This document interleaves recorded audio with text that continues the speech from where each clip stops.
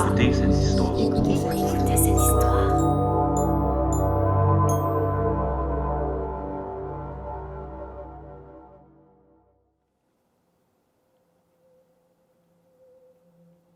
Une brise légère s'engouffre par la fenêtre et agite les mèches ramenées en chignon de Kayla. Une chanson aux lèvres, la jeune sorcière sélectionne un grimoire. Le pied bien à plat sur le sol, le livre posé sur la table devant elle, sa main cherche le talisman pendu à son cou. Ses doigts parcourent les mailles de son chandail avant que la réalité ne la rattrape. Son porte-bonheur n'est plus là. Son regard hagard balaye le salon. Comme d'habitude, la pièce principale est un vrai capharnaüm. D'un geste hésitant, elle soulève les ouvrages qui s'empilent sur le bureau. « Matago, où es-tu » Sur le haut d'une étagère, un chat noir ouvre un œil argenté. D'un bond, il descend sur la chaise et fixe sa maîtresse avec insistance. « Aide-moi à le trouver !»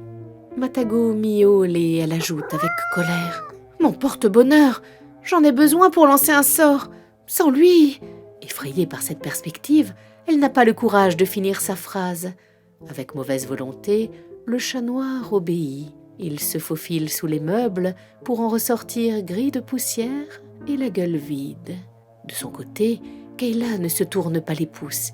Elle soulève les coussins, écarte chaudrons et fioles dans l'espoir de trouver son précieux talisman. La magie est sournoise.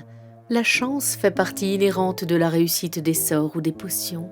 Kayla n'est pas une sorcière poisseuse, mais sans lui, elle n'a plus qu'une chance sur deux d'arriver à ses fins.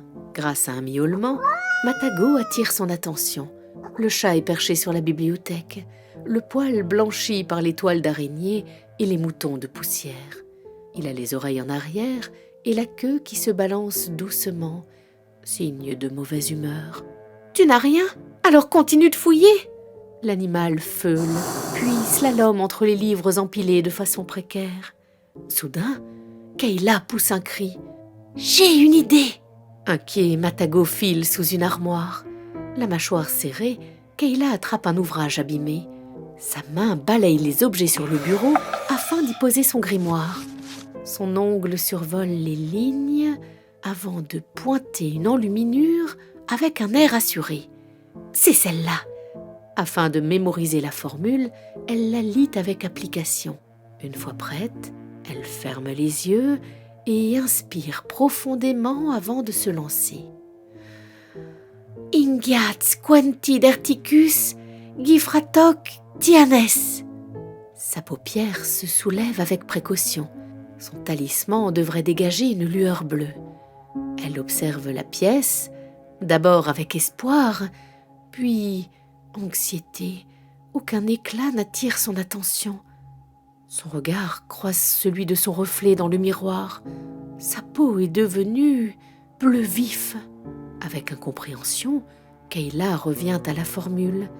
Permet de retrouver ce qui est perdu.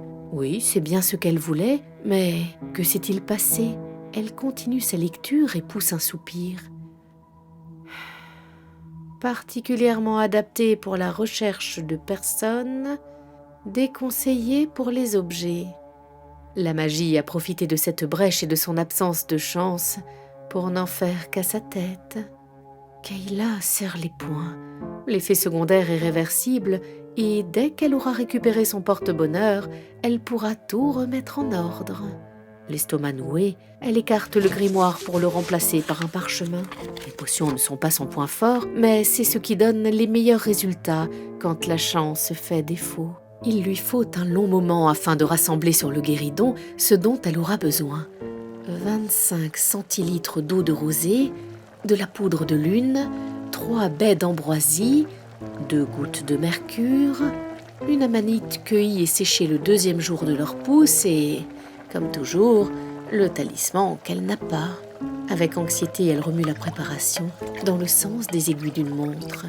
32, 33, 34, 35, compte-t-elle. Brusquement, Kayla accélère le rythme, puis change le mouvement de son poignet. Elle énumère 29 tours dans le sens inverse. Pas un de plus, pas un de moins. Sa louche plonge et prélève une bonne quantité d'un liquide frémissant. Elle le verse dans une tasse en étain pour conserver au maximum les propriétés de la boisson. Ses doigts pincent son nez et elle l'avale d'une traite. Kayla s'ébroue pour chasser les sensations désagréables. Une fois apaisée, elle ouvre les yeux à la recherche du talisman qui devrait l'éviter cette fois-ci. Il n'y a rien et quelques larmes perlent sur sa joue. En proie au désespoir, ses oreilles s'affaissent. Ses oreilles s'affaissent? D'une main hésitante, Kayla tâte son crâne et découvre 2 triangles pelucheux. Avec horreur, elle réalise qu'elle a également hérité d'une queue qui se balance au rythme de sa mauvaise humeur. Un des poils de Matago devait traîner quelque part et cela avait déformé les effets de la potion.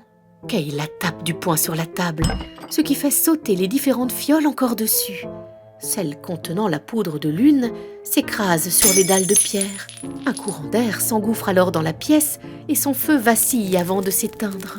Sans réfléchir, Kayla attrape les 2 runes qu'elle utilise chaque matin pour l'allumer. Elle jongle avec les cailloux, puis prononce les mots rituels. « Tuis fuis !»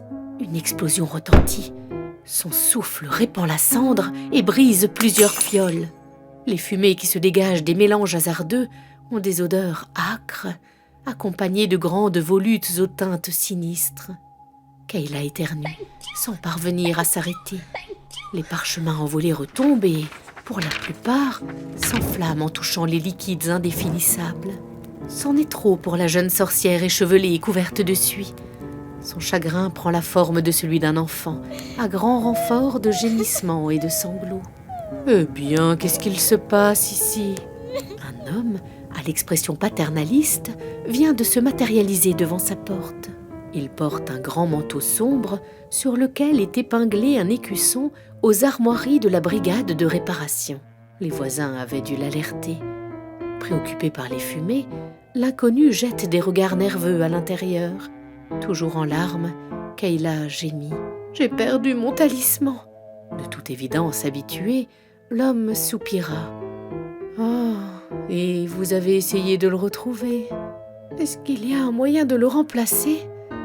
demande-t-elle avec plus de calme. « Vous pouvez déposer une requête auprès de votre mage formateur, mais je doute qu'il y apporte une réponse positive. »« Comment vais-je faire sans magie ?»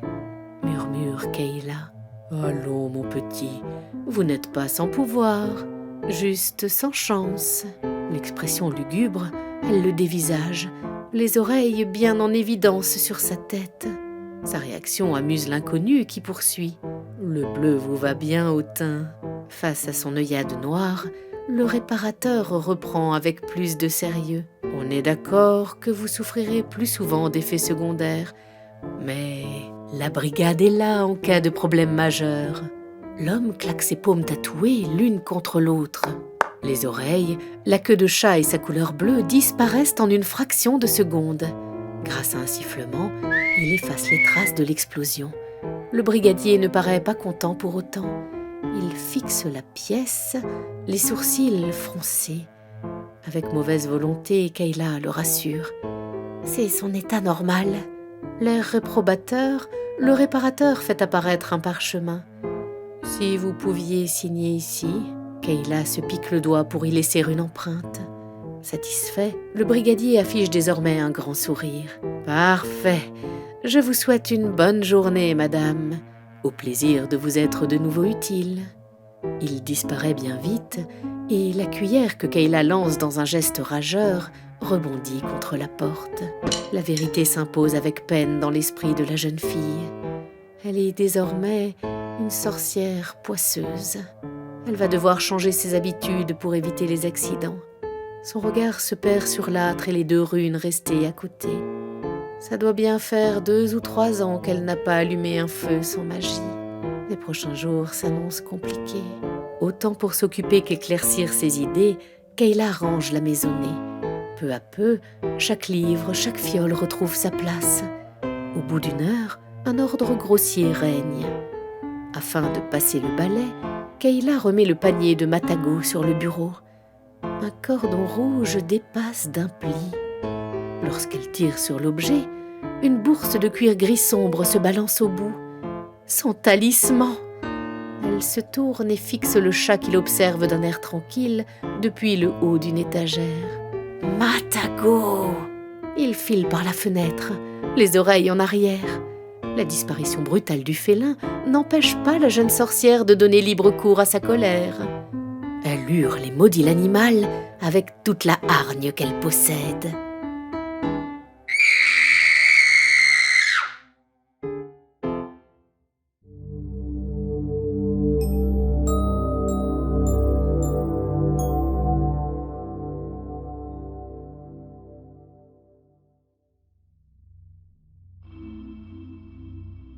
Vous venez d'écouter Cercle vicieux, une nouvelle inédite de Charlotte Cizel.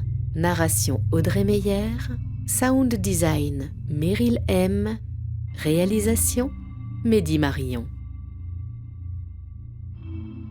Merci d'avoir écouté cette histoire. Si le style de cet auteur vous plaît, vous trouverez les liens vers son univers, son actualité et ses livres dans la description de cet épisode. Si ce podcast vous a fait du bien, vous pouvez nous soutenir et découvrir d'autres nouvelles d'auteurs francophones. Abonnez-vous, offrez-nous des étoiles sur Apple Podcast, commentez et n'oubliez pas que les meilleures histoires se partagent. Merci beaucoup, à très bientôt.